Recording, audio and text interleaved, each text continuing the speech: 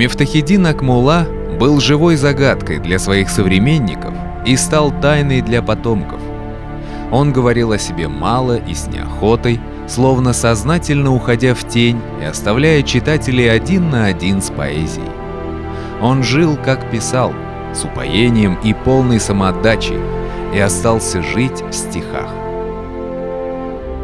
Какие мужи проходили, жемчужины сея стихов, открыты пути их деяний, свершений и слов.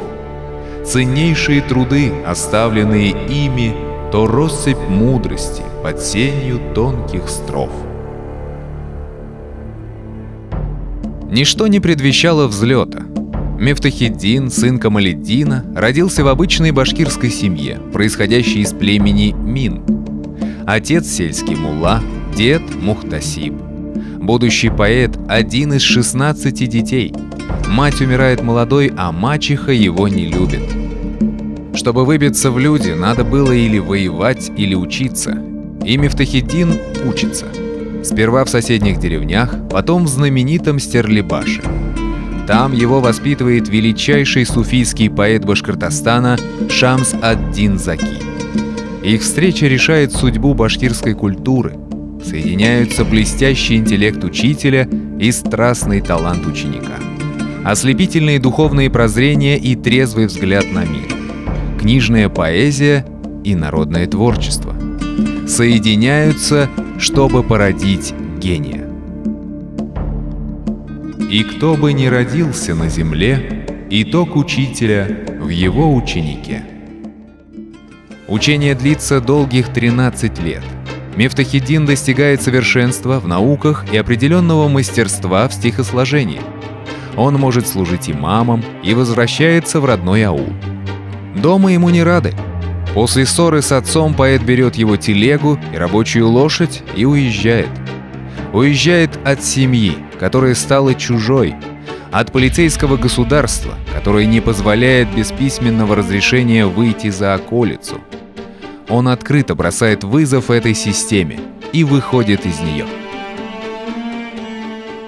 Пусть в дорогом краю душа твоя пребудет, и сердце пусть влечет к ученым людям. Но соловью средь воронов не место, где бестолочи знать, о чем мужчины судят. Чудом не схваченный, Мифтахиддин, сын Камалиддина, добирается до Оренбурга и через башкирское Зауралье уезжает в Казахстан. В начале 60-х годов позапрошлого века там еще тлеет дух народной свободы, там проводят еины, там сказатели соревнуются в острословии. Молодой башкир вступает с ними в поэтическую схватку и побеждает. Но он не только поэт. Большую часть времени он занят обучением детей, бесплатно. Любит он и ремесло, секреты которого также передает подросткам. Казахи боготворят этого человека и дают ему новое имя Акмулла – белый, честный, чистый мулла. Многократный привет от муллы, что в дороге всегда. От муллы, говорящего правду народу всегда. Всей степи посылаем мы этот привет от муллы, что от вражьих наветов свободен всегда. И там, в степи, Акмулла совершает, казалось бы, невозможное. Он соединяет книжный язык, прежде наполненный арабскими и персидскими словами, с живой и образной народной речью. Он первым начинает писать так же, как думает. И в книге врываются бурлящие потоки жизни. Так рождается современная национальная поэзия. И этим языком Акмулла призывает к вере и нравственной жизни, просвещению и внутренней твердости. В эпоху перемен он напоминает о вечных ориентирах, бичует пороки и глупость, зовет к свету. Чем похвалится правитель? Зло играет, он поет.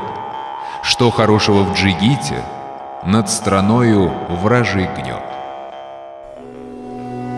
В 1867 году Акмуллу арестовывают по доносу. 4 года тянется следствие и суд. Друзья вносят гигантский залог 1000 рублей, собранные всем миром, и освобождают поэта. Он едет в Петербург за правдой и добивается честного приговора. Оправданный возвращается в степь и продолжает учить башкирских и казахских детей. Позднее знакомится с шейхом Зайнулой Расулевым и становится его учеником и другом. Слава растет. Выходит книга. Но по пути из Уфы в Троицк происходит трагедия. 8 октября 1895 года в местечке Сыростан, недалеко от города Миасса, Акмулла был убит.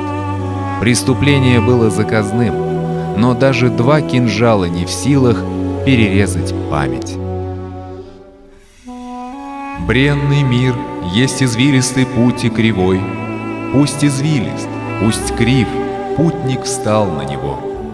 Из-за тягот пути не сдавайся, иди, и надежды себя не лишай самого.